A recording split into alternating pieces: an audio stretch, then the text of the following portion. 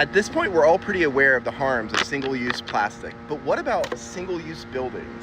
Hey, John, the happy urbanist here for Strong Towns, and I want to tell you about the challenge of the Hamilton County Justice Building. Now, good buildings, and even bad ones, outlive their intended use, meaning that if we're going to get extra mileage out of them, they're going to have to be adapted. And the problem is, if a building is too generic, cheaply made and uninspiring, it's going to get bulldozed rather than repurposed just because of the expense. But on the other hand, if it's too specific and too bulky, it's going to get torn down because it'll be too expensive to retrofit. Single-use buildings are a problem. In a single year in America, 600 million tons of construction debris, demolition, filled America's landfills, which is twice as much as municipal waste. If the carbon footprint of cement were counted like a country, it would be the third largest country when it comes to CO2 emissions. There are multiple reasons that the Hamilton County Justice Center is hard to adaptively reuse. One of which is that it was so specific in its use, it didn't take into account its context. It has almost no relationship to the street, so as you walk along it, you're just faced with this big blaring wall, and it kills an entire city block.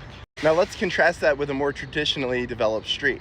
Cherry Street, just a few blocks away, has lots of little shops and taverns with apartments and housing above.